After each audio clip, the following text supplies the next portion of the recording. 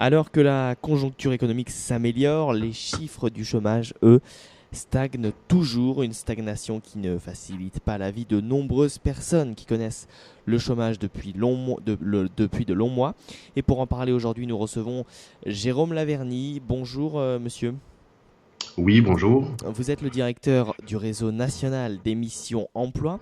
Expliquez-nous un petit peu ce qu'est cette mission emploi et surtout quelles sont vos recettes miracles. Alors, pas de recette miracle. En revanche, la mission emploi est un espèce de machin un petit peu bizarre, structure publique, territoriale, ayant pris un chemin un petit peu différent de certains de nos homologues, Maison de l'Emploi, PLI. Nous sommes une structure ayant vocation à travailler sur trois registres, emploi, formation, développement économique, tant il est vrai que nous sommes intimement convaincus qu'il ressort des synergies entre les trois champs, des choses très intéressantes. Autre particularité, être un service emploi pour les gens au sens large, nous n'avons pas de conditions restrictives de public, et être un service emploi pour les entreprises au même diapason. Le but étant de jouer un rôle d'interface qui devrait relever en fait d'une certaine évidence, mais qui constitue précisément un des endroits où nous, structures publiques, nous sommes mauvais, ou pour le moins, nous avons quelques failles. Et moi, j'en veux pour preuve l'humilité qu'il nous faut adopter au moment de lire le succès des agences d'intérim et des cabinets de recrutement dont il s'est agi précisément de se rapprocher afin de nous en inspirer dans leur méthodologie, leurs outils pour jouer ce même rôle d'interface. Alors Mission Emploi, Jérôme Laverny est présent à l'échelle de l'Île-de-France et désormais à l'échelle nationale dans certaines villes de France, hein. Oui, tout à fait, même si nous ne logeons pas d'objectifs chiffrés d'être 10, 15, 20, 50 missions emploi, le but est d'enclencher un travail collectif. Ce qui, sans faire de mauvais jeu de mots, n'est pas toujours très évident entre collectivités locales, un fichier partagé de candidats, un fichier partagé d'entreprises, de contacts et un fichier partagé d'idées. Là où précisément il est regrettable de s'apercevoir combien dans le secteur public et associatif du reste, existe une concurrence parfois plus accrue que dans le secteur privé. L'idée pour nous est précisément de constituer une petite famille échangeant méthodes, outils, processus sur les trois registres de travail, emploi, formation, développement économique. Et donc de manière tout à fait concrète, un chômeur qui rejoint votre association aura beaucoup plus de chances, hein, de trouver un emploi futur. Ce serait bien présomptueux de le considérer comme tel, mais néanmoins, l'article 1 de notre Constitution, qui n'existe pas, préconise de se coucher moins bête, et le but est pour nous de développer des outils, des méthodes qui se rapprochent de l'efficacité des cabinets de recrutement, des agences d'intérim. Petite originalité de notre réseau national, c'est que nous n'avons pas de territorialité, ni d'entreprise, ni de candidat. Vous savez, l'emploi, la formation, l'insertion constituent une sorte de petite église ou de grande église avec des dogmes, des grands prêtres, des grands messes, des hérétiques. Il y a ce dogme du bassin d'emploi contre lequel nous nous érigeons. Quiconque franchit notre porte est accueilli, c'est même pire, nous allons la franchir dans l'autre sens, à la rencontre de candidats de partout et d'ailleurs. Le siège social d'une entreprise n'a pas de lien forcément avec son rayon opérationnel et raison pour laquelle nous n'avons pas de territorialité, tant d'entreprises que de candidats.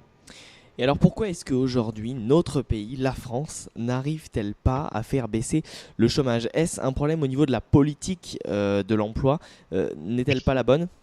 Eh ben, je vous disais tout à l'heure, pas de recette miracle. En revanche, il y a quand même quelque chose qui est facilement constatable depuis un certain nombre de mois, c'est que on envisage toujours sous le prisme précisément d'une recette miracle, d'un plan complètement mirifique, une réforme de l'emploi. Là où, à mon sens, la meilleure réforme de l'emploi devrait déjà se borner à apporter un certain nombre de correctifs par rapport à des choses simples, concrètes, pragmatiques qui malheureusement, ne sont pas corrigées. Je vous prends un seul exemple. Aujourd'hui, on ne dit pas du tout, on ne dit pas assez, combien, nombre d'offres d'emploi ne trouvent pas preneur. Et c'est un réel souci. C'est un réel souci. Parmi tout un tas de faisceaux de raisons, il y a aujourd'hui des métiers qui, dans notre pays, quoique se disant en crise, est un pays qui ignore ou méprise les métiers manuels. pour dire les choses concrètement, en fait, il y a un certain nombre de ces métiers manuels vers lesquels on oriente les pires élèves. Voilà. C'est pas très sexy d'être charcutier, chaudronnier ou crémier fromager. Et c'est culturel en fait. Pour un jeune, dire le samedi soir à ses copains, bah, écoutez les gars, je suis charcutier, crémier fromager, j'en sais rien, bah, ça le fait pas, comme on dit dans l'air du temps. Raison pour laquelle aujourd'hui, on manque cruellement de candidats sur ces métiers-là. Mhm. Raison pour laquelle aussi le thème des travailleurs, comment dire, détachés est pris sous un angle complètement à côté de la plaque. Oui, il y a un problème juridique, administratif, j'en conviens.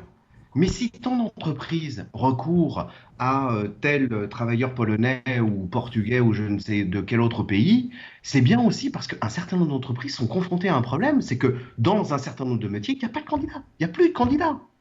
Et ça, faut avoir le courage de le dire. Et oui, Voilà. les chiffres le montrent aussi, hein. Jérôme Lavergne, en 1982, 56% de la population active était sans diplôme. Ils n'étaient que 20% en 2013. Mais alors, faut-il réellement favoriser dans notre pays le travail non qualifié? Alors attention, le travail non qualifié n'existe plus. Pour être agent de restauration, il faut une formation. Pour être agent de sécurité, il faut une formation. Un employeur du BTP me disait récemment, bah, vous savez, nous on recrute des canalisateurs, il nous faut des gens qui soient courageux, prêts à affronter les intempéries et le contexte pas très agréable des égouts. Non, complètement faux. Dans l'intervalle a été mise en place une formation réglementaire. C'est tout le paradoxe. Aujourd'hui, il n'y a plus d'emploi non qualifié. Mais encore une fois, la meilleure réforme du travail n'est sans aucun doute pas celle qui va s'appliquer à se pencher sur les indemnités prud'homales, bien fondées ou pas, c'est sans doute très intéressant, mais c'est pas ça qui va créer de l'emploi. En revanche, je vous prends un autre exemple très concret. Aujourd'hui, le marché du travail français est confronté à une problématique. Recruter quelqu'un qui parle anglais, c'est un réel souci en France. Un réel souci. Voilà. Eh bien, c'est à ce genre de choses qu'il faut s'atteler. Il y a des situations de blocage en France. En faire un audit ne coûterait pas beaucoup de temps et certainement pas beaucoup d'argent. Relever cette situation de blocage permettrait d'édifier une réforme du travail qui aurait vocation à apporter des corrections. Trouver du travail, ou plutôt trouver un employé dans une zone frontalière, c'est pas du tout la même chose que le faire en Île-de-France ou en province. Mhm.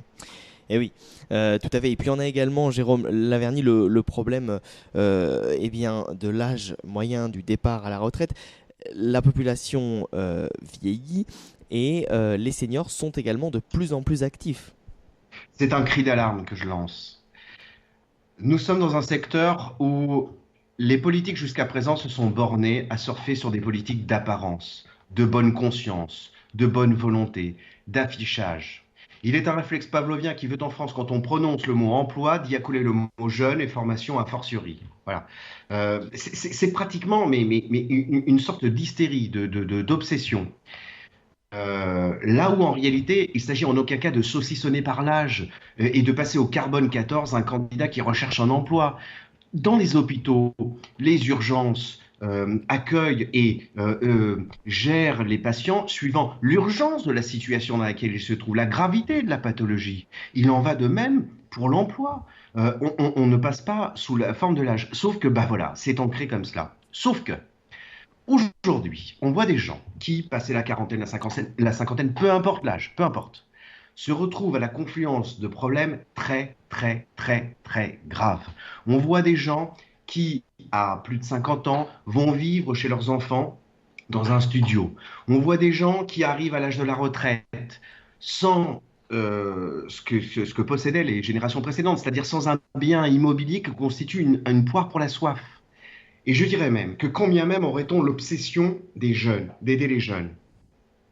La meilleure façon d'aider un jeune, c'est immanquablement de faire en sorte que ses parents, les personnes qui le sont le plus proches, soient dans la capacité de pouvoir l'aider, et certainement pas de le faire via l'État ou des mesures étatiques quelconques. Voilà, on n'aide pas les gens suivant leur taille, leur âge, leur couleur de cheveux. On aide les gens de la même façon dans la santé que dans l'emploi, suivant la gravité de la situation ou les difficultés qu'ils éprouvent. Eh bien voilà, merci beaucoup Jérôme Laverny d'avoir accepté notre invitation. La discussion aurait pu bien évidemment s'éterniser parce que le marché de l'emploi et l'emploi en France est un sujet sans fin, on peut le dire. En tout cas, nous aurons le plaisir de vous retrouver peut-être dans de prochaines émissions pour rediscuter de tout cela. Je rappelle votre initiative, hein, Mission Emploi, basée à Drancy en Île-de-France et partout en France, hein. Oui, tout à fait. Et vous serez également le 18 septembre au Stade de France. Oui, le 19 septembre, nous organisons un grand salon emploi-formation au Stade de France. Tout le monde y est convié, pas de critères de taille d'entreprise, il y a des TPE, des PME, des grands groupes, et j'y invite bien volontiers quiconque y est intéressé pour trouver un emploi, une formation, une entreprise dans le cadre d'une alternance, etc., etc. Et bien voilà, l'appel est lancé. Merci beaucoup Jérôme Laverny. Merci, merci à vous.